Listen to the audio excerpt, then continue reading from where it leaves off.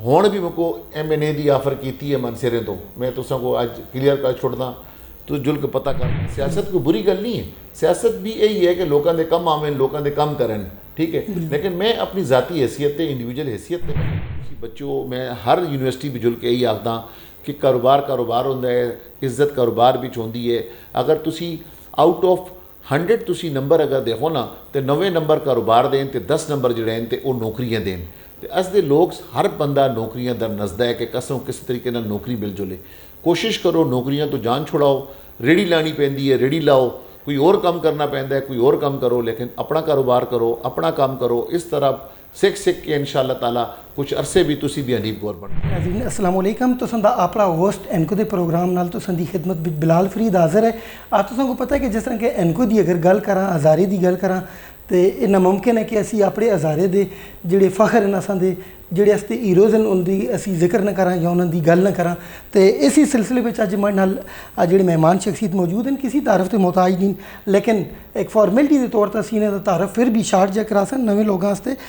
फरजंद मानसरा फ़ख्र Hazara, chairman Gohar group of company, general secretary united business group, इस तो इलावा साबिक सदर भी रहे FPCCI दे और साबिक चेयरमैन आबाद भी हैं।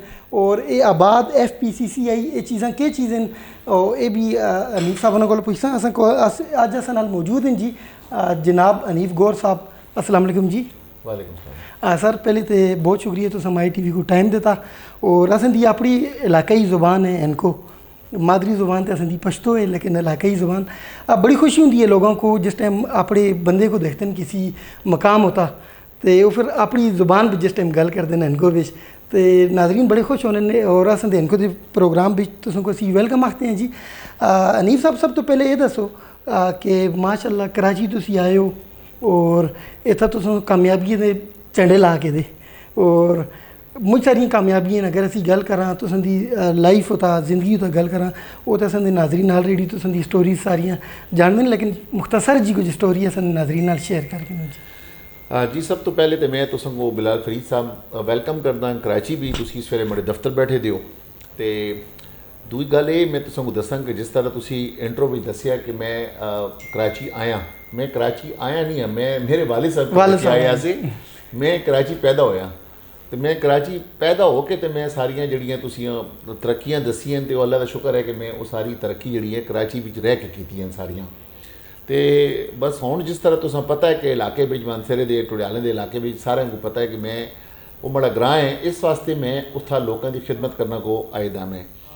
तो मैं स्टार्ट किया असा जीरो तो मैं कम शुरू किया असा ये जिस तरह तुसी दसिया कि वो सारियां स्टोरियां बने यूट्यूब ते गूगल ते सारियां चीज़ां अवेलेबल ने। अगर तुसी जुल के देखो तो 10-15 साल पहले वाले इंटरव्यूज़ भी बड़े हैं तो उस इंटरव्यू भी मैं अपनी सारियां हकीकतां दसी दी कि मैं किधरों स्टार्ट किया असा तो मैं किधर तक किस तरह पहुँचिया।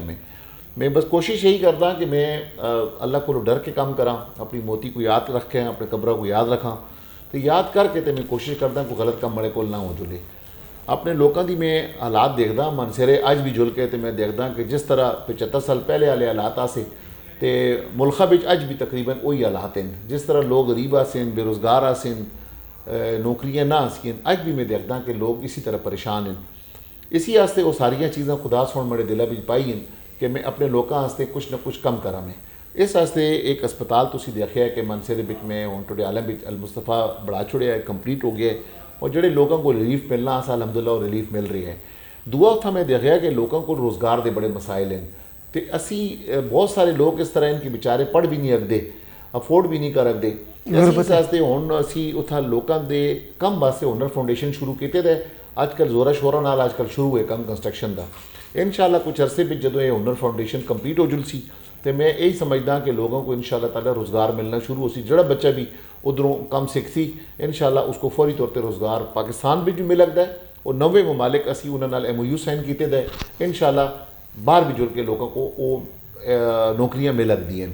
तो इसकी कोशिश यही है कि जिस तरह अपने इलाके वास्ते कोई खिदमत करा का, क्योंकि अस दे प्यो दादे का मुल्क है, उत्थे दादे दियाँ कब्रें नाने दियाँ कब्रें सारियां तो असी मिट्टी पिछे आए दे खाली मनसरे टुडियाल कि असी अपने लोगों की कोई खिदमत करा। तो कोशिश करते हैं अब कि किसी तरीके नाल भी अपने लोग को तरक्की याफ्ता हो जुले, कसा को रोज़गार आ जुले, कसा को सेहत की सहूलियत आ जुले, तो कोशिश करते हैं इंशाल्लाह। दुआइयां की ज़रूरत है तुसां कोलों भी, तो बाकी भी जितने हज़ारे दे अस लोग हैं सारे मुझ प्यार करते हैं, सारे मुझ इज्जत करते हैं, मैं सारे का शुक्रिया भी अदा करदा जी।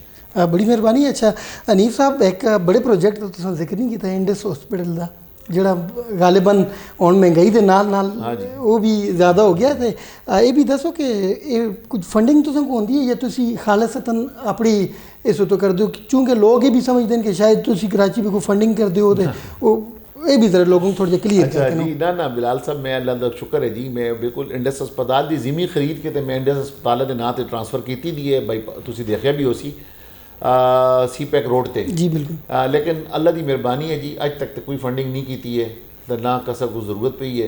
फंडिंग मंगदा अल्लाह कोलों, अल्लाह मुझको कामयाब करता है, अल्लाह मुझे कामयाब प्रोजेक्ट बड़े कामयाब होंगे हैं। अल्लाह जो मुझको अपनी कारोबार भी मिलती है तरक्की, तो मैं जो अपने पैसे कमांदा मैं सारे अपने पैसे लाना जी। अज तक मैं कसम को 1 रुपया भी नहीं कहता। कोई भी मैं चैलेंज करता है टी वी ते बह के तुसां नाल कि कोई भी आखे कि मैं हनीफ गौर को पैसे देते हैं, या मैं अस्पताल वास्ते पैसे देते हैं, या मैं इस वास्ते इंडस की ज़मीन वास्ते पैसे देते हैं, या मैं हुनर फाउंडेशन वास्ते पैसे देते हैं। अल्लाह के हुक्म नाल पूरे पाकिस्तान भी पूरी दुनिया भी तुसां कोई ना मिल सी।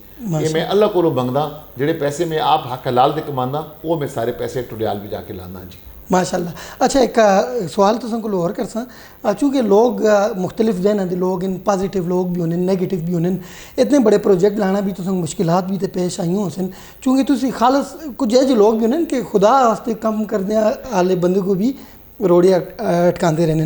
एक तो ये थोड़े जे दस्यो, तो दुआ दस्यो कि कोई लोग ऐसे ना बचे कि तुसी इतने बड़े बड़े प्रोजेक्ट इतना लॉन्च करके तो बाद भी तुसी हो सकते सियासत बिच आ जुलो, तो कुछ लोगों की भी प्रोजेक्शन है तो उसके बारे में कि सियासत बिच आना जो कि वो कर दें, तो ये भी जरा क्लीयर करके नो कि तुम सियासत बिच भी अगर आना तो कुछ चांसेस हैं या नहीं? देखो बिलाल साहब, गल है कि पहली जी गल तुसी कीती है कि अपना पहले सियासत वाली गल ही कर कहते हैं जी। ये पता नहीं क्यों लोगों को यकीन नहीं आता कि मैं सियासत में 10 बारी उत्थां तकरीरां भी की हैं, सियासत भी मुझको मौके मिले हैं, सियासत में हुण भी मौके मिलते हैं। इस तरह नहीं कि मुझको सिर्फ कोई एक पार्टी का टिकट, मुझको अल्लाह का शुक्र है जी काफ़ी पार्टियों के टिकट ऑफर होए हैं, लेकिन मेरा इस तरह का कोई इरादा नहीं। मैं तुसें पहले दस्या सा कि मैं इस्तिखारा किया सा, बड़े इस्तिखारे भी अल्लाह का हुक्म नहीं आया कि मैं सियासत बिच आवां। तो पहले लोग सैनट की मेरे को ऑफर हुई है मनसरे तो सारे को पता है, वो भी मैं सारी छोड़ी दी है।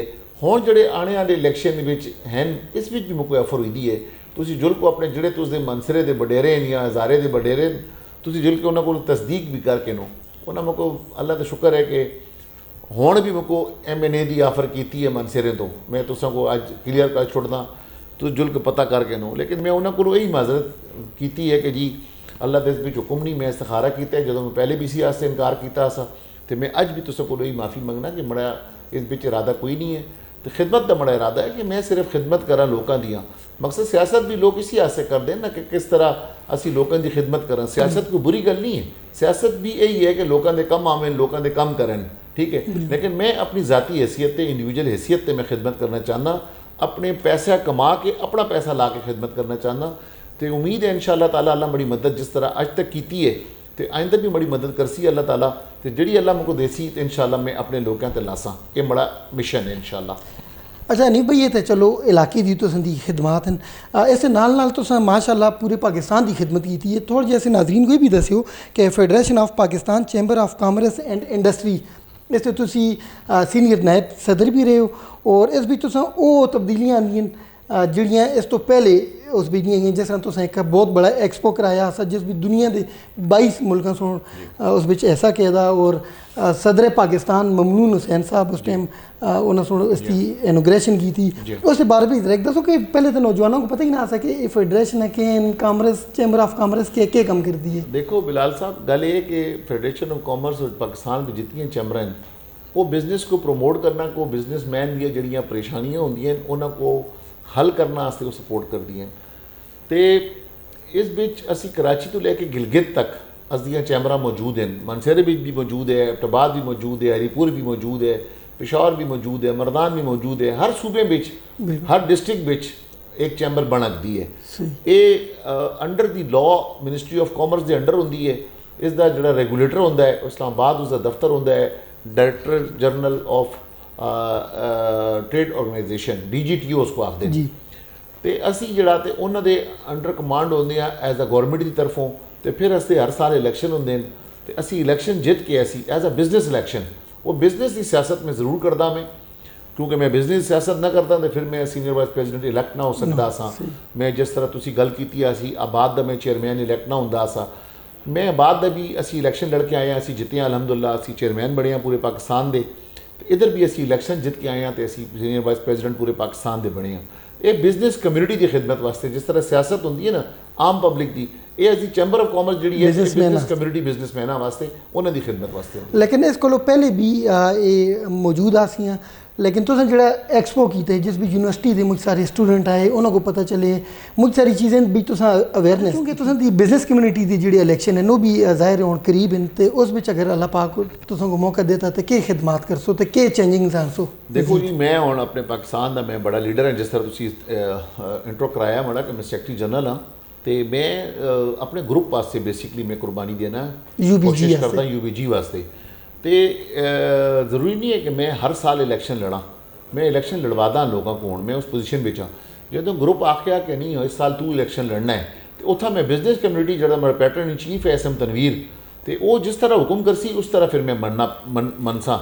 लेकिन इस बारी असी कोशिश करते हैं असी अपनी कैंडीडेट इंशाअल्लाह ताला असी अक्तूबर पे शो करसा कि किहड़े कैंडीडेट हैं असदे कि जेडे इलैक्शन असदे ग्रुप तो UBG तो लड़सन, असी टिकट किसको देसा। अगर असदे ग्रुप्स होन फिर आख्या कि नहीं जी कि तू इलैक्शन लड़ना है, तू इस बार फिर आना है, तो फिर असी कोशिश अपने ग्रुप को इनकार न कर रखते हैं। लेकिन मड़ा इरादा कोई भी नहीं इलैक्शन लड़ना था, लेकिन मैं ग्रुप का क्योंकि लीडर हाँ, इंशाअल्लाह अपने ग्रुप को सपोर्ट जरूर करसा। बहुत शुक्रिया जी हनीफ भाई। आखिर बिच तुसी असन दे जेह्ड़े नाजरीन नौजवान इनको बोलने वाले, बोली बोलने वाले, देखने वाले, समझने वाले, इन्हां आस्ते कुछ मैसेज दो, चूँकि तुसी सेल्फ मेड आदमी हो तो मुझ सारे असन दे नौजवान है जिन डिग्रियाँ हासिल करते हैं यूनिवर्सिटियाँ बिचों, अगर मुल्क के हालात है जिनके उन्होंने नौकरी नहीं मिलती तो कुछ मुख्तलिफ नैगेटिव सरगर्मियाँ तो लग जुलते हैं, थोड़ा जो उनको गाइडलाइन चाहते हो जी? बिलाल भाई गल है कि देखो जिस तरह बड़ी गल तुसी कीती है कि मैं सेल्फ मेड हाँ, अलहमदुल्ला मैं बिल्कुल जीरो तो शुरू किया सा कम, तो जीरो तो अज मैं खुदा को मुझ कामयाब किया, अल्लाह ताला की बड़ी इनायत है। मैं सारे को ही आखसा कि क्रेडिबिलिटी से अपना कंप्रोमाइज़ ना करो, तो जल्दबाजी ना करो, शॉर्टकट ना करो। जोड़ा बंदा शॉर्टकट दर जुलदा है वो शॉर्टकट उसी तरीके नाल जल्दी गिरदा भी है, तो उसकी क्रेडिबिलिटी उसका ना खराब हो जुलदा है। तो तुसी ग्रेजुअली काम करो और अपना छोटा कारोबार करो, कोई ना कोई कारोबार इस तरह नहीं होंदा कि रातों रात तुसी को बड़ा कारोबार हो जुलसी। हमेशा छोटे कारोबार तो वो ग्रेजुअली आहिस्ता आहिस्ता बड़ा होंदा है। तुसी आज मुझको अगर देखते हो कि आज मैं इस पोजीशन पर हाँ, तो मैं भी जो शुरू किया सा मुझ छोटा कारोबार शुरू किया सा, लेकिन अज बड़ा पूरे पाकिस्तान भी ना है, पूरे पाकिस्तान भी कारोबार है। मैं जितना अल्लाह का शुक्र कदा, खुदा मुझको वो सब कुछ देता है जोड़ा एक बड़े आदमी को होना चाहिए है।